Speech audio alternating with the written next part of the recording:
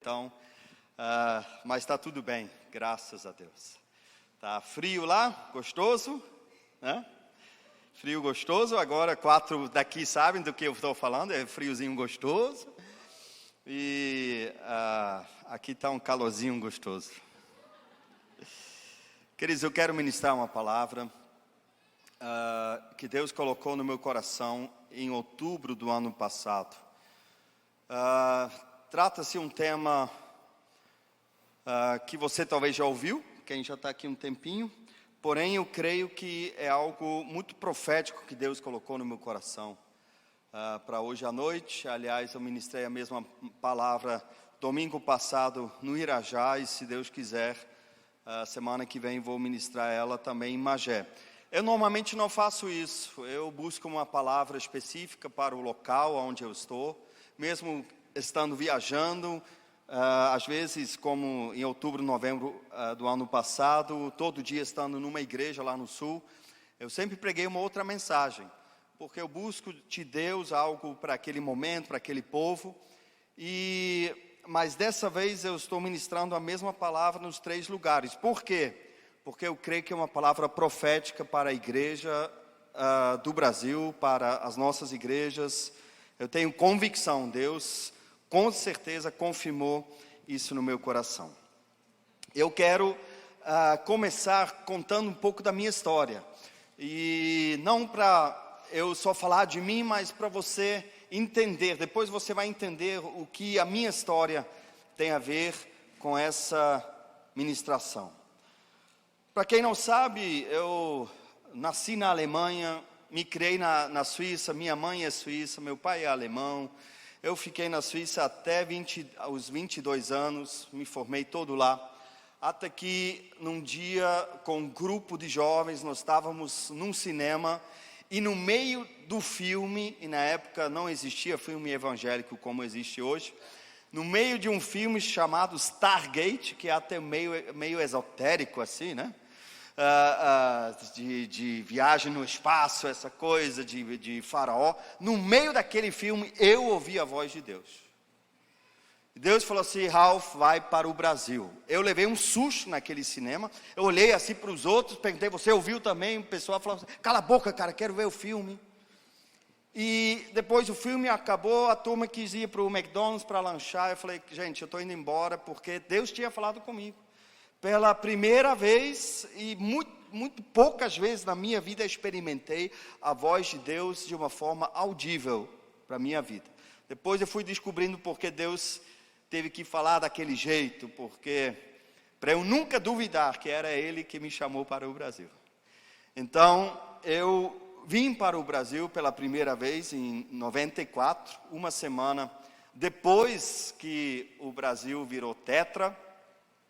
Alguns de vocês nem tinham nascido na época ainda, né? Mas é aquela segura, Tafarel.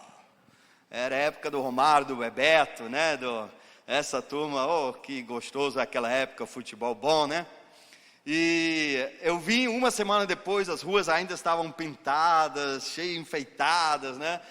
O Brasil estava em festa. Aí eu vim conhecer uma missão que trabalhava com crianças de rua no Rio de Janeiro.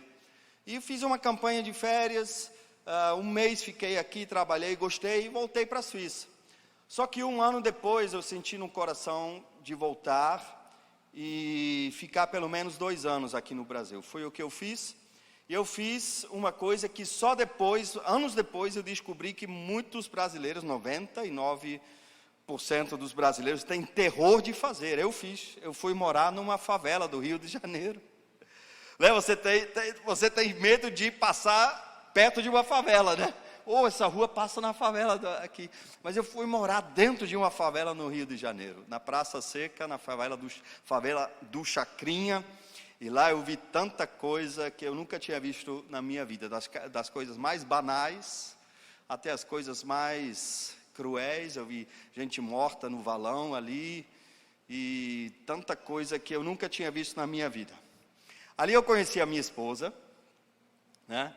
Ela não era criança de rua, ela era vice-presidente da missão e de tanto ela insistir, eu acabei casando com ela.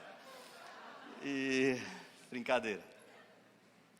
E depois que nós casamos, a gente ficou assim, o que a gente vai fazer agora? A gente tinha uma certeza no coração, a gente queria servir a Deus com toda a nossa vida, a nossa juventude. Estava com 23 anos então, a Lisa um pouco mais. E o que a gente iria fazer agora? A gente bolou um plano. A gente, olha, vamos procurar uma igreja boa e vamos procurar um casal mais velho na fé para nos ajudar a caminhar, a gente servir esse casal e aprender ao mesmo tempo. Hoje a gente chama isso de discipulado, mas a gente nem sabia essa palavra ainda na época. Então a gente foi em algumas igrejas no Rio de Janeiro, que a gente sabia que eram igrejas boas. Fomos no Projeto Vida Nova de Irajá, fomos na comunidade da Zona Sul. E um dia nós chegamos na comunidade da Vila da Penha, nunca tinha ido lá. Mas quando eu descia, era uma rampinha assim que descia, quando eu vi um homem em cima do púlpito, Deus falou comigo, olha, é esse homem que você deve procurar. Nunca tinha visto, depois eu descobri que era o apóstolo Ari. Eu me apresentei ao apóstolo, falei, olha, Deus colocou no meu coração para servir o Senhor. Para eu carregar a sua mala, amarrar o seu sapato, engraxar o seu sapato. E o apóstolo Ari, ele olhou assim para mim e falou, que gringo maluco é esse, meu Deus? E eu falava muito enrolado, muito mais do que eu falo hoje. E ele percebi, ele não sabia muito bem o que fazer comigo. Ele falou o seguinte, olha, nós acabamos de comprar um terreno aqui num bairro do lado, você pode ir trabalhar lá. Eu falei, tá bom, me dá o endereço, eu vou. Aí eu virei ajudante de pedreiro. Por quase 2 anos, virando concreto. Foi de Deus, porque é ali que eu aprendi a fazer tudo isso que vocês viram, para a gente fazer. Como as coisas funcionam no Brasil, como se constrói no Brasil, mas não foi fácil não. 40 graus no Rio de Janeiro, virando concreto para esse branquelo aqui, foi dose.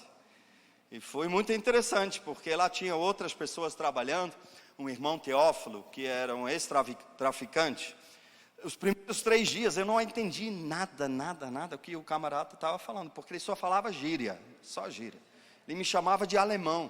Aí eu tentei te explicar, não sou alemão, sou suíço. Depois me chamou de amarelo. Ei, amarelo! Que era um negão, daquele que fica em pé e fica escuro, sabe? Cara, a gente acabou se tornando um amigo muito legal. Mas um dia eu pensei assim, poxa, será que o apóstolo entendeu o que eu quis? Porque eu fiquei lá 2 anos, desde enquanto o apóstolo passava lá, dava uma olhada na obra, mas não falava muito comigo. Um dia ele chegou com a carta na mão, falou assim, Ralf, você pode levar essa carta ao correio? Falei, claro, posso. Aí eu fui para o correio, com sentimento no coração, fui promovido, agora posso ir no correio. Mas aos poucos a gente foi criando uma amizade, e graças a Deus temos uma amizade muito boa até hoje. Mas ao mesmo tempo, eu comecei a conhecer a igreja brasileira. E eu comecei a experimentar coisas que eu nunca tinha experimentado na minha vida espiritual. Eu vim para o Brasil como missionário, já evangélico, convertido, mas eu comecei a participar de algumas coisas que me impressionaram muito. Naquela época tinha uma vigília toda sexta-feira na igreja. E era vigília, não era essas vigílias que a gente faz hoje, de 10 à meia-noite. Era das 10 até raiar o sol, 6 da manhã. A gente ficava lá louvando, orando, ouvindo palavra, orando, adorando. E é uma coisa impressionante. Naquelas vigílias acontecia cada coisa que eu pensei assim, meu Deus, o que está acontecendo assim? Aqui, eu participei de reuniões que ninguém ficava em pé. Eu era o único, ficava assim, o que está rolando aí? Quando eu fui para o primeiro retiro de carnaval da comunidade evangélica da Vila da Penha, eu pensei que eu tinha chegado em outro planeta. Eu nunca experimentei tanta glória de Deus, tanta coisa assim, meu Deus, de novo, todo mundo jogado no chão, profetizando, louvando. Eu falei assim, rapaz, eu sei que brasileiro é muito emocional, será que isso é tudo emoções? Mas quando eu vi crianças de 8, de 9 anos, falando em línguas, profetizando um sobre outra, eu falei, rapaz, eu acho que esse negócio é de Deus mesmo. Era uma coisa impressionante. Me lembro de uma reunião que a gente estava assim, de repente entrou uma nuvem dentro do salão, E não era máquina de fumaça que a gente usa hoje, não.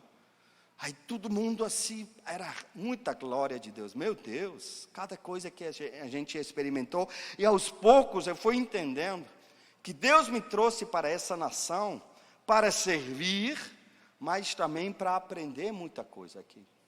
O Brasil é uma nação muito, muito especial. Deus não é brasileiro, mas Deus olhou com os olhos especiais para essa nação. Eu fui me apaixonando pelo Brasil. Tem gente que, o pastor Odilon fala que eu sou mais brasileiro do que muito brasileiro. Eu amo o Brasil, eu brigo pelo Brasil, eu choro pelo Brasil. Eu me identifiquei demais. E sabe que eu acho a coisa mais fantástica do Brasil? É o brasileiro. Dá uma olhada na pessoa que está ao seu lado, se é um brasileiro, e fala, você é a coisa mais fantástica desse país. Você não imagina como eu sinto falta do brasileiro. Quando eu saí do avião lá no Rio de Janeiro, me dá uma vontade louca de abraçar o primeiro brasileiro que eu encontro assim. Normalmente quando você sai do avião, tem um cara que fica lá com a cadeira de roda esperando, ajudando os velhinhos. Me dá uma vontade de abraçar ele. Falei, rapaz, eu te amo. Eu sinto muito falta do brasileiro. Como dizem por aí, eu fico igual pinto no lixo quando eu estou aqui, né? A gente brinca, aquela forma saudável de brincar, de mexer um com o outro, mas de uma forma saudável, eu amo demais, demais. Aí, mais ou menos 8 anos atrás, ou um pouco mais até, Deus de novo colocou no nosso coração, ao mesmo tempo no meu e da minha esposa, da gente ir para a Europa, para fundarmos igrejas lá. E eu pensei assim, meu Deus, como que vai ser isso? Eu falei com os pastores, o pastor Gilson usou uma expressão que se tornou um jargão entre nós, né? Numa reunião de pastores que eu falei, do que Deus falou para mim e minha esposa. No final eu pedi o pastor Gilson para orar, ele começou a oração assim, Deus, queremos entender o que o Senhor está fazendo. E quando hoje alguma coisa misteriosa acontece, a gente fala assim, Deus, eu quero entender o que o Senhor quer falar, porque era uma coisa assim, totalmente inesperada. Eu estava preparado para viver a minha vida no Brasil. Eu estava começando a ficar de uma forma, né, saí da favela do Rio de Janeiro, comecei a ter uma vida um pouco melhor. E aí Deus nos chamou para a Europa. E agora, um pouco mais de 4 anos, já faz mais que 4 anos que nós estamos na Suíça, que é o meu país.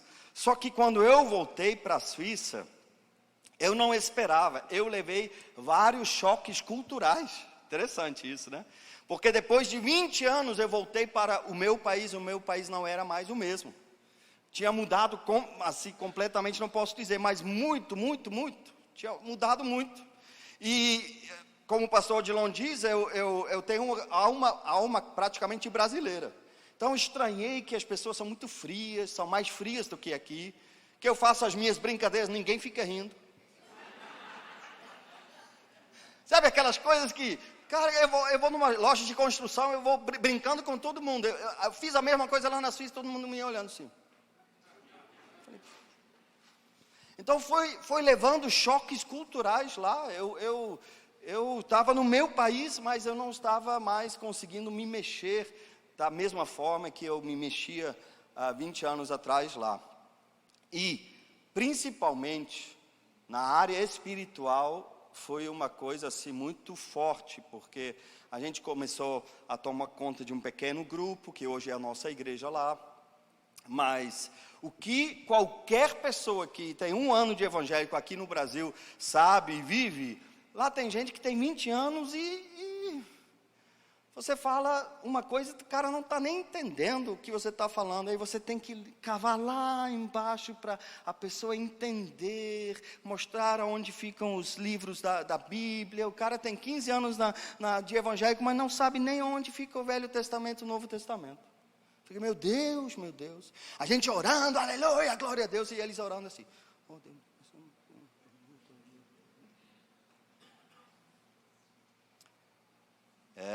Foi os últimos 4 anos, aliás, agora de um ano para cá está um pouco melhor, mas os primeiros 3 anos de volta na Suíça, sem exagero, foram para mim e para minha família os mais desafiadores de toda a minha vida. Por enquanto, vamos ver o que veio por aí ainda. Mas foi uma moenda daquelas que, por vários fatores, e um desses foi de eu estar de volta na Europa, num continente diferente do que eu tinha deixado para trás. Agora, dentro desse tema, deixa eu mudar um pouco de assunto. Eu acredito, de todo o meu coração, sempre acreditei, que Deus nada faz por acaso.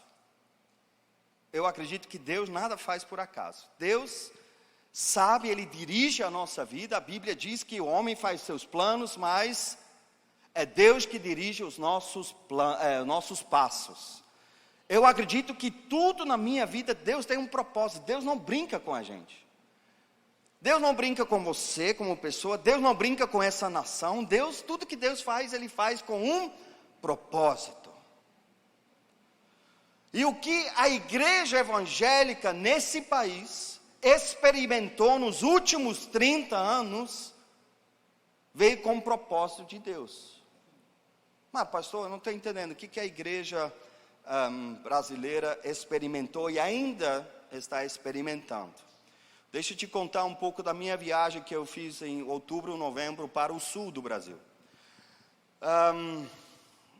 Primeiro, eu estava aqui no Rio, eu fui lá para Magé, o pastor Paulo e a pastora Rebeca estiveram lá em Magé, mas eu pedi eles licença e eu fui ver o meu pai espiritual, o meu discipulador, o apóstolo Ari. Ele estava em casa, a gente, como eu falei, hoje somos muito amigos, então ele estava em casa, a pastora tinha saído, era aniversário do Tiago. Aí a gente conversou, atualizou as informações e no final eu falei assim: apóstolo, o senhor pode orar por mim? Claro, como sempre, eu peço oração, porque eu quero estar debaixo de cobertura. Viver sem cobertura nunca mais na minha vida, em nome de Jesus. Quando o apóstolo Ari chegou perto de mim e falou assim: Senhor Jesus, rapaz, parecia que Deus me pegou assim e colocou debaixo de uma cachoeira. Veio assim, sabe, uma carga espiritual muito forte, mas muito forte. Falei, ele ainda estava orando, estava todo arrepiado. Se você pudesse ver, ainda não, mas de novo, eu estou arrepiado agora, porque veio algo muito forte da parte de Deus. Eu falei, meu Deus, o que é isso? Depois eu voltei para onde eu estava, no carro, e eu fiquei refletindo. Aí Deus foi falando comigo, mas Ralph, é claro, esse homem, ele ora toda sexta-feira, a noite de glória, eles chamam lá, há mais que 2 anos, já direto, toda sexta-feira, orando. O apóstolo Ari leu a Bíblia já em 9 dias. Quando eu ouço até hoje esse número, eu falei assim, meu Deus, como que isso é possível? Tem gente que tem 9 anos e nunca leu a Bíblia toda. Quando você aperta o apóstolo Ari, sai Bíblia. É uma coisa impressionante. Falei, meu Deus. Aí, no domingo, no sábado, então, eu fui em direção ao sul. No domingo de manhã e à noite eu estava pregando na igreja do pastor Odilon, lá em Curitiba. Uma igreja boa, uma igreja grande. E de manhã, eu ministrei. Veio o pastor Odilon, fez o apelo. Sabe quantas pessoas naquele dia, de manhã e à noite, converteram? 60. E quando eu vi, ele fez o apelo, veio aquela multidão para frente, ele tinha falado para mim, Ralph, fica aqui no púlpito. Eu fiquei ali do lado, eu vi aquelas pessoas chegando, e falei, meu Deus, tem mais gente aqui na frente do que lá na nossa igreja lá da Suíça. Aí veio um sentimento assim no meu coração, Deus, faz isso lá na Suíça também, meu Deus, o Senhor é o mesmo Deus? Aí fez o apelo, e eu não sabia, era domingo de volta de retiro de vida vitoriosa das mulheres. 300 mulheres chegando na igreja no final do culto. Tinha acabado o culto, bênção apostólica, essa coisa, fica todo mundo aqui que agora as mulheres vão chegando. Só que no sul é um pouco mais organizado que a gente. Chegam as mulheres enfileiradas, de fila de 5. 300 mulheres. As primeiras foram as mais pentecostais, vieram carregadas. Aí vem entrando gente, as outras mulheres com aquela lencinho na mão, assim, dançando, entrando na igreja. E eu falei assim, rapaz, mas fui aquela festa. Imagina, 300 mulheres voltando cheio do Espírito Santo.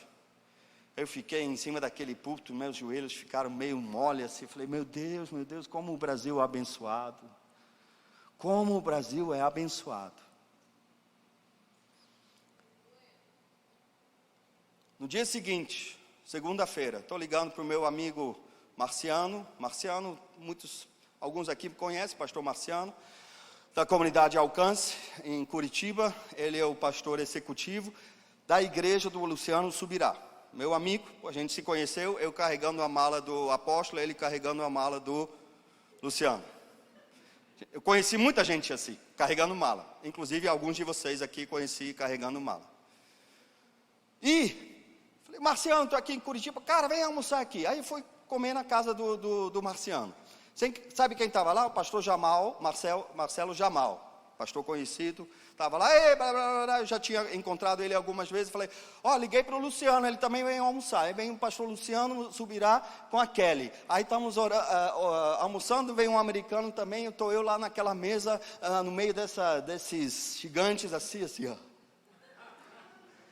Aí o Marcelo Jamal começa a falar sobre coisas teológicas com o Luciano Subirá. E eu fiquei lá assim, Falei, meu Deus, quanta riqueza Deus derramou nesse país, meu Deus. Eles estavam falando, olha, eu sou pastor há 20 anos, eles estavam falando de coisas que eu estava com dificuldade de captar o que eles estavam falando. Porque ou é alto demais ou profundo demais, é uma coisa impressionante. Eu olhei assim para o Luciano e falei assim, Luciano, o teu ministério não é só para o Brasil. Esse homem não pode ficar só preso no Brasil. É tanto conhecimento que Deus tem derramado sobre ele, e ele tem adquirido, que é para o mundo, é fora do Brasil também. Agora, por que será que Deus fez isso nos últimos 30 anos? Porque 30 anos atrás não era assim. Quando a minha esposa converteu, com 9 anos, ia para a igreja e era xingado na rua. Pessoas pegavam pedra assim e tacavam na turma que ia para a igreja. Mas o Brasil mudou. Como o Brasil mudou, eu me sinto um privilegiado de ver como o Brasil mudou em todos os aspectos. Como o Brasil mudou, meu Deus. Quando eu cheguei no Brasil, pode soar estranho nos seus ouvidos. Quem tinha 10 linhas telefônicas era rico. A pessoa pensava assim, eu tenho 10 linhas telefônicas, não preciso trabalhar mais. Quem é mais novo fala assim, Uma linha telefônica custava R$3.500 numa época que o salário mínimo era R$65. Quantos estavam vivos naquela época? Hoje você pode reclamar se o seu telefone não é instalado em 48 horas. Aliás, quem hoje ainda tem telefone fixo? Pouca gente, hein? Então, o Brasil mudou muito. Mas principalmente também na área espiritual, queridos. Eu não sei você, eu estou falando. Eu choro pelo Brasil, eu luto pelo Brasil. No dia 1º de janeiro do ano passado, eu estava com minha família colado na televisão, assistindo a posse do presidente. E eu me emocionei. Eu chorei, e quem me conhece sabe, a carga tem que ser de 380 para eu chorar. A minha filha olhou assim para mim, pai, o que está acontecendo? Nada, filho. Eu estava emocionado, sabe por quê? Teve épocas que o presidente do Brasil, anos atrás, 30 anos atrás, o presidente do Brasil subiu com a mãe de santo aquela rampa. E agora, eu não estou falando do Bolsonaro, é cristão, é ele com Deus. Mas uma coisa eu sei, naquela posse, Deus foi honrado. Deus foi honrado. Isso me emocionou. Uma campanha que é feita o Brasil acima de tudo, não, todos, e Deus acima de tudo. Só em mencionar Deus porque a gente estava sendo governado por gente que quer erradicar Deus da sociedade. Então eu estava lá e falei, glórias a Deus, que mudança drástica esse país. Se você é a favor ou não a favor de bancada evangélica, mas é um fato. Você reclama dela, mas eu queria ter uma bancada evangélica na Suíça. Como o Brasil mudou. Agora, a pergunta continua: por que Deus fez essa coisa? Porque Deus não brinca. Deus não assim, o brasileiro é gente legal, gente boa, eu gosto deles, vou lá um pouco com meu Deus, um pouco de avivamento, para vocês brincarem um pouco.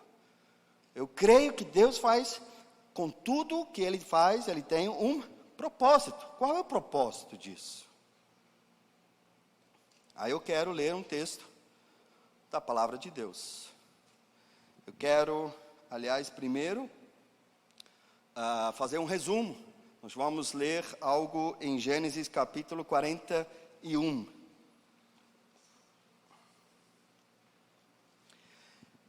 Esses capítulos 40, 41, 42 falam da vida de José do Egito. Você conhece a história. Creio até quem não é crente conhece a história de José. José era um dos filhos de Israel, o filho predileto, e fez questão de falar e mostrar para os filhos que ele era o mais queridinho, e os irmãos ficaram com raiva dele. Lembra da história? Os irmãos queriam matá-lo, não queriam vendê-lo, queriam matá-lo. O irmão mais velho, gente, não façam a tal loucura, melhor vender ele do que matar. Aí ele conseguiu, aí foi vendido como escravo para o Egito. Lá no Egito, um camarada chamado Potifar compra ele, e ele vai trabalhar lá. Se torna um ótimo administrador daquela casa, e a casa de Potifar vai prosperando. E a mulher de Potifar fica de olho nele, mas José era um homem de Deus. Ele falou assim: não sou loucura de cometer pecado, não contra Potifar, mas contra Deus. E você sabe, ele sai, deixa a capa dele, sai pelado, para não pecar contra Deus. A mulher conta a história mentirosa, ele é jogado na prisão. Amém? Na prisão tem outros dois lá, que cada um tem um sonho. José, usado por Deus, interpreta aqueles sonhos. O que eles sonharam acaba acontecendo. E um é morto no dia seguinte, o outro é restituído à posição dele perto do faraó. Com muita gente, quem trabalha com o ser humano sabe do que eu estou falando. Enquanto a pessoa está na pior, procura Deus, procura ajuda, você é melhor amigo. Mas quando ele está de novo lá no bem bom, acaba esquecendo. Quantos sabem que é assim mesmo? É assim mesmo. Assim também o padeiro. E um dia Faraó tem 2 sonhos e procura alguém para interpretar. Os sábios do Egito não conseguiam. Agora eu fiquei, uau, o iluminado.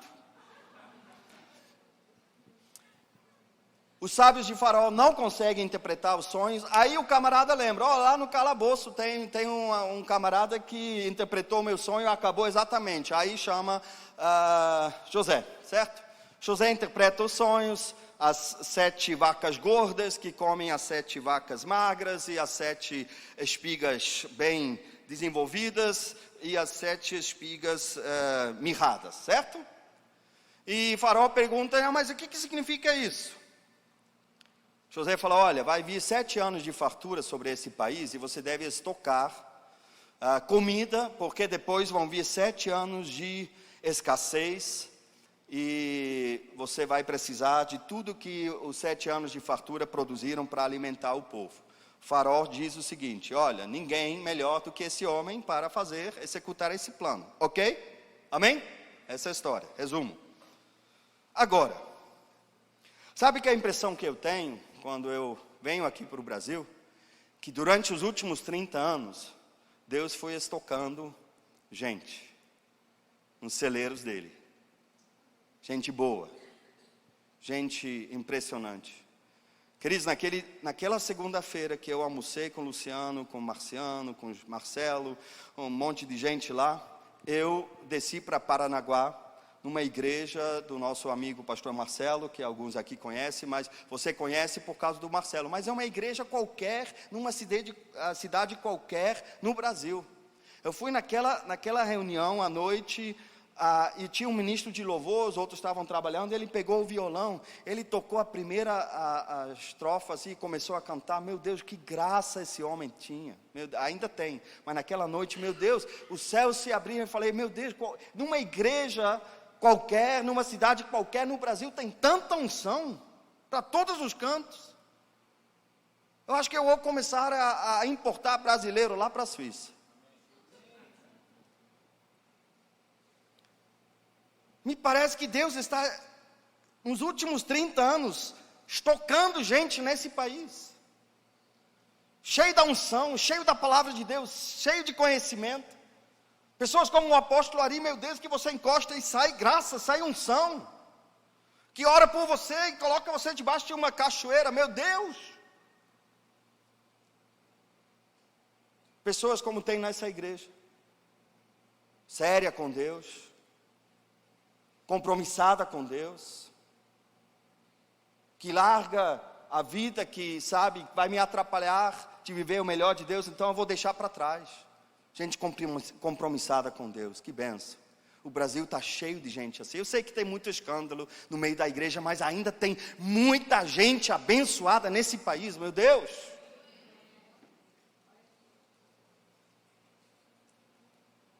Qual é o propósito de Deus de estocar gente nesse país nos últimos 30 anos? Eu penso que às vezes nem a igreja evangélica se dá conta porque Deus está fazendo isso. Me parece que o mundo entendeu mais rápido a parada. Um dia, uma pessoa dessa igreja chegou para mim toda emocionada, chorando. Não estava em lágrimas, mas chorando, assim, emocionada. Ela falou assim, pastor, estou tão emocionado que a turma lá da Globo está convertendo todo mundo. Falei, é mesmo, filho? Por que você está falando isso? Não, porque vão fazer um evento de final de ano, só de evangélico, é lindo, maravilhoso. Falei, que bom, filha. Mas quem entende um pouco, sabe que o mercado evangélico é um mercado de milhões e milhões e milhões de reais. Não tem nada a ver com a fé, tem a ver com dinheiro. Ou porque você acha que a Sony Music é uma empresa japonesa, produz artista evangélico, ou produzia, nem sei se faz ainda. Porque você ganha milhões com esse negócio. Se você vende uma Bíblia para cada evangélico nesse país, você vira milionário de um dia para o outro. Eu tinha uma banca com produtos evangélicos dentro da igreja do Irajá. Eu ia para São Paulo comprar material. Eu ia nas lojas, o dono era um chinesinho que estava no final da loja, cigarro na boca, vendendo, não crente nada, fazendo milhões em cima da gente. Às vezes me parece que o mundo se deu mais rápido conta do que Deus estava fazendo. Um dia um pastor aqui dentro desse salão, convidado aqui, ele falou assim para mim, Ralf, você tem que escrever um livro. Falei, rapaz, meu sonho, mas eu não tenho muito jeito, eu gostaria muito, preciso de ajuda. Eu falei, rapaz, mas não precisa escrever muito, ninguém quer saber, só você vai vender a rodo o livro. A maioria das pessoas nem abre o livro, e quem sabe, na sua estante também tem um livro ainda no plástico, né? Você comprou e está lá. Falei assim, Ralf, faz, você vai ganhar muito dinheiro. Rapaz, me atingiu porque eu respeitava aquele pastor tanto, mas depois dessa, sim, fiquei com um gosto amargo na boca. Por que será que aconteceu com a igreja brasileira o que aconteceu nos últimos 30 anos? Para a gente ter site de fofoca evangélica como a gente tem, stand-up evangélico, né? Para a gente brincar, se divertir um pouco, rir à toa, né? Ontem mesmo eu estava assistindo lá, o rapaz me mostrou lá um cara muito engraçado, que faz piada assim, tá, entre um palavrão e outro, canta Jeová é meu cavaleiro, essas coisas. É para isso que Deus fez nos últimos 30 anos, o que Ele fez nesse país.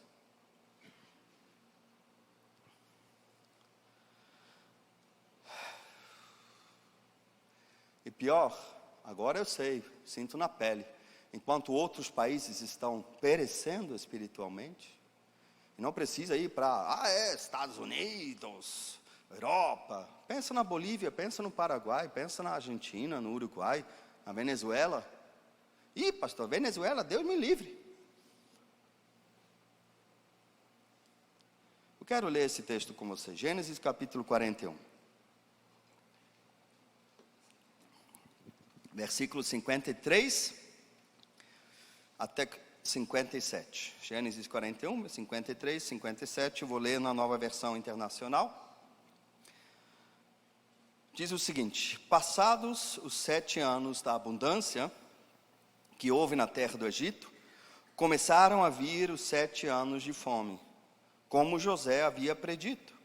E havia fome em todas as terras, mas em toda a terra do Egito havia pão.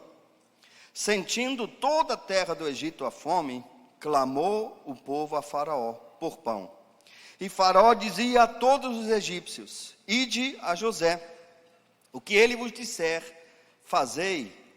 Havendo, pois, fome sobre a terra, toda a terra, abriu José os celeiros e vendia aos egípcios, porque a fome prevaleceu na terra do Egito.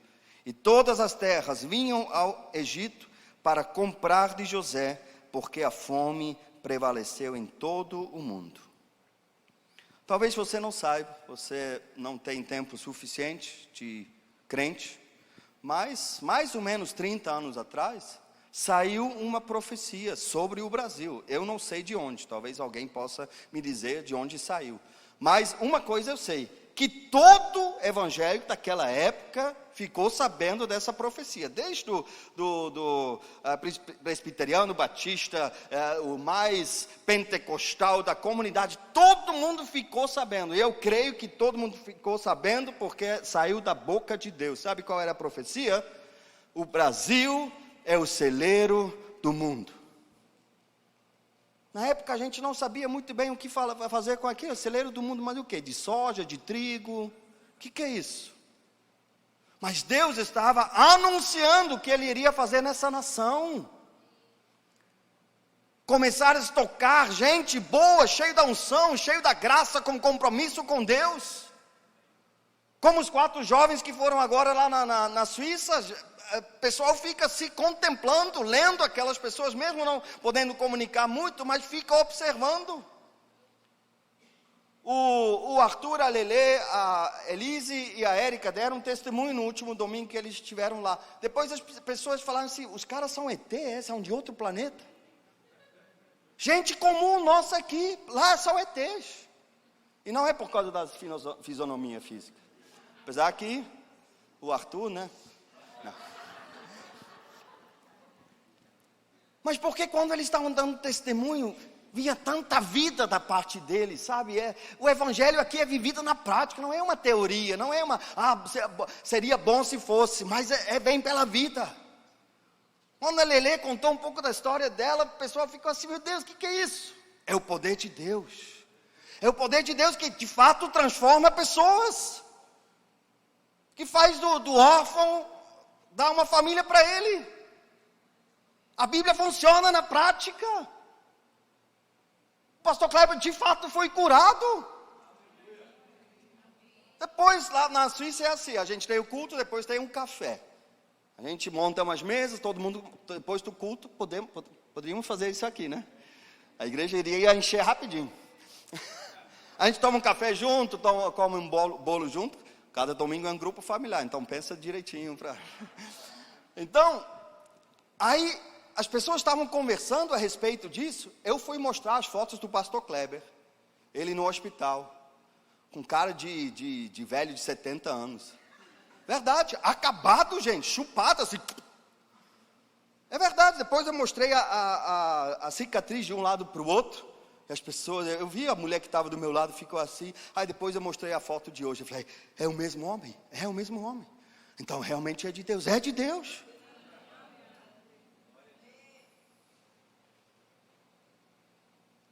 O Brasil é o celeiro do mundo. Queridos, acredita nisso?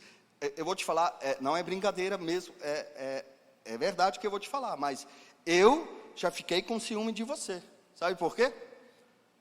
Porque você é brasileiro. Porque é uma graça especial de Deus sobre essa nação. E não sobre as florestas, sobre o povo dessa nação, sobre o brasileiro. Por isso eu falei, mas eu também tenho direito, sou brasileiro de coração. Sou mais brasileiro do que muito brasileiro. O Brasil é celeiro do mundo. Em outubro, Deus colocou essa palavra no meu coração. Eu já tinha pregado, o que eu vou falar agora é tema de uma pregação que eu já tinha pregado anos atrás, mas agora é uma declaração profética, eu acredito, sobre o Brasil. Sabe por quê? Eu preguei essa mensagem no domingo passado no Irajá, o apóstolo me chamou e falou assim, eu estava numa conferência em Belo Horizonte, na Lagoinha, tinha lá um árabe, um judeu messiânico, e os dois estavam falando a mesma coisa que você estava falando aqui agora. O que eles estavam falando? Chegou a hora do Brasil. Só que aí é um judeu messiânico, aleluia. Quando o Ralph fala assim, Ralph é. Mas eu quero te falar uma coisa profética. Que se abram os celeiros dessa nação. Para quê? Para alimentar o mundo, que está perecendo de fome. Que 4 jovens do meio de vocês conseguem fazer uma revolução na Suíça. Que o pessoal fala assim, o que é isso? Nunca vi uma coisa dessa. A Érica que anda assim, falei, Érica, hoje eu vi ela andando de bicicleta, bicicleta meio diferente, assim, pequenininha, assim, falei, Érica, só pode ser. Quando ela vai para a Suíça, todo mundo fica assim, não porque ela é tão bonita assim, não, por causa da graça de Deus. Tinha um rapaz lá que ficou assim por causa da beleza dele. Vai. Eu falei, esquece, meu filho. Aprendi uma palavra nova com a Érica. Ela já tem orante. Então. Mas é verdade. Gente. Sabe, você já teve essa experiência que você tem parente, que tem filho pequeno, e só vê o parente uma vez por ano, uma vez em 2 anos? Quantos já tiveram essa experiência? Aí você leva um susto quando você vê a criança. Você fala assim, esse é o rapaz que eu vi? Porque quando a gente está no dia a dia, a gente nem percebe as crianças crescendo. Eu estou falando para vocês, talvez você não percebe, porque você está aqui, você está no dia a dia, tudo isso aqui é normal para você. Mas eu quero te falar uma coisa, não é normal isso aí. Quando eu chego no Brasil, toda vez eu levo um susto. Positivamente. Gera um clamor no meu coração. Deus faz isso no Brasil. Na Suíça também. Deus faz isso na Suíça também. Na Suíça, nesse horário, à noite você sai andando procurando igreja, você não acha. Tem que ir no Google, aí você recebe um endereço, aí você tem que achar, não, eu acho que não é aqui não, porque não tem placa de nada, não acha. Aqui você sai nesse horário, você fala, hoje eu acho que eu vou aqui, não, a teologia aqui não é prosperidade.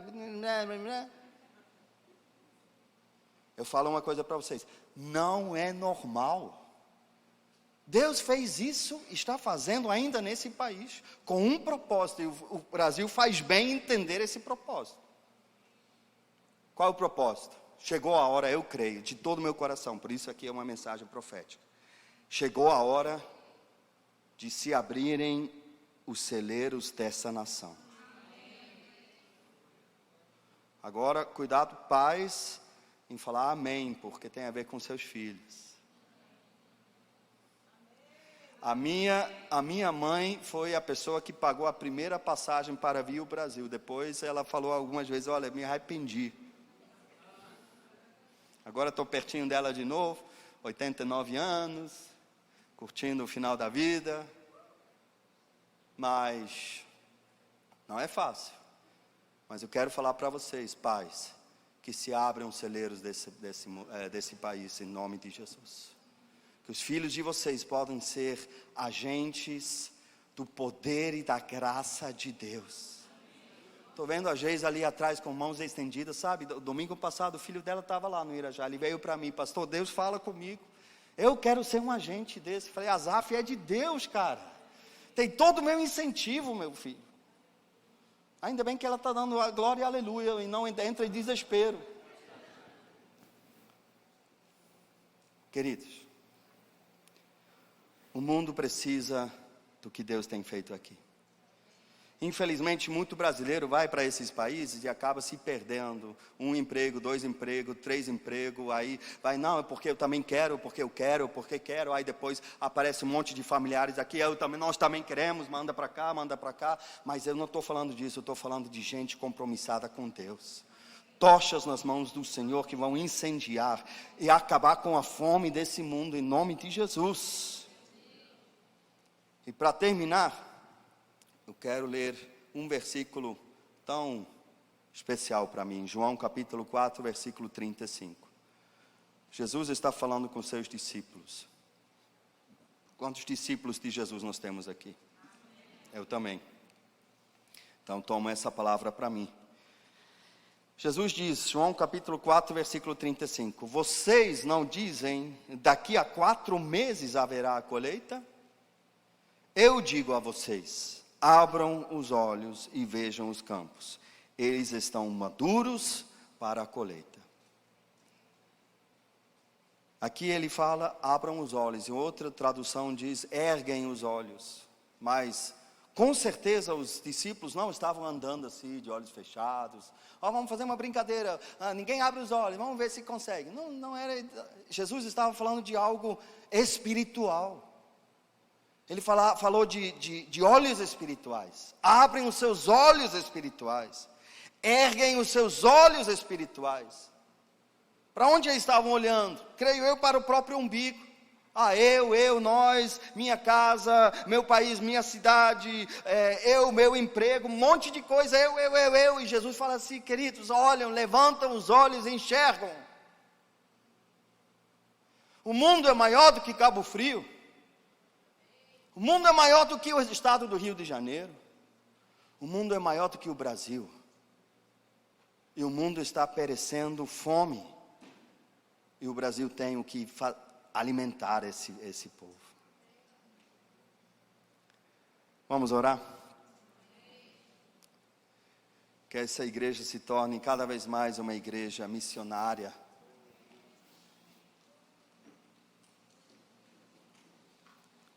Deus, eu reconheço que nós aqui, Cabo Frio, nós estamos num momento desafiador da igreja, de mudanças, Senhor, de adaptação, de novidades. A gente vê necessidade de trabalharmos aqui, de acertarmos as coisas aqui, de encaixarmos as coisas aqui. Mas, Senhor, eu te peço que o Senhor nos ajude a levantarmos os nossos olhos, fazermos o que precisa ser feito aqui, mas abrirmos os nossos olhos espirituais e enxergarmos que Cabo Frio não é o mundo, o estado do Rio de Janeiro não é o mundo. Senhor, existem estados nesse país que são muito pouco evangelizados, que a gente não vive essa fartura de igreja que a gente tem aqui. E Senhor, se a gente vai para o Paraguai, para a Bolívia, para a Argentina, para o Uruguai, a coisa fica preta, meu Deus. Quando a gente vai para a Venezuela, é uma sequidão, meu Deus.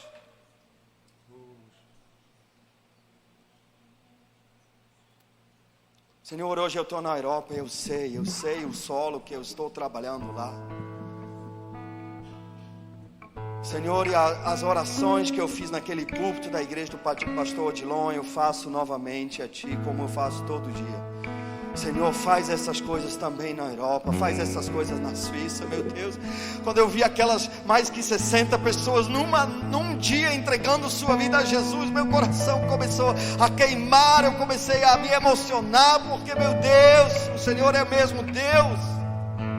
Aqui, como também na Suíça, na Alemanha, na Holanda, países que estão se perdendo, estão erradicando Deus da sociedade, jovens se perdendo, Senhor, a rodo, meu Pai, famílias se desfazendo.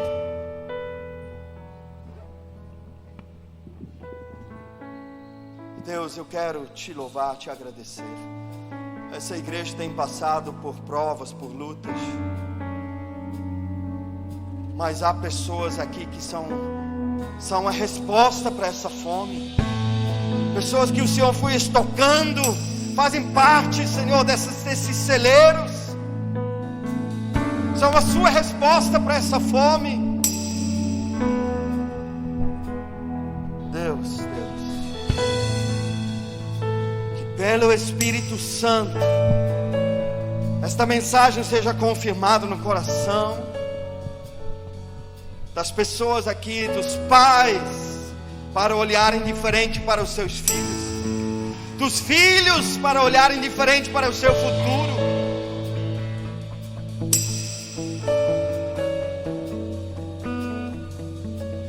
Que se abram os celeiros dessa nação, que se abram os celeiros do Brasil, que o mundo seja alimentado.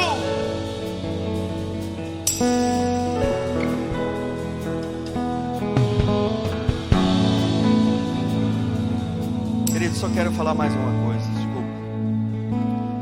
Um dia eu estava numa reunião de jovens na Suíça, tinha muito jovem ali. Fizemos uma reunião de muitas igrejas e vieram 300 jovens. O pastor que estava lá ministrando, alguns aqui já conheceram, um nome esquisito chamado Walter Heidendreich. Ele contou a história dele, e no final ele fez um apelo. Eu falei: olha, se você quer consagrar a sua vida, se você quer colocar a sua vida à disposição de Deus, eu te convido você a vir para frente. Cara, meu coração estava em chamas. Eu falei: Jesus, eu quero, eu não sei o que vai ser, nem sei o que eu estou fazendo, mas uma coisa eu sei, eu quero.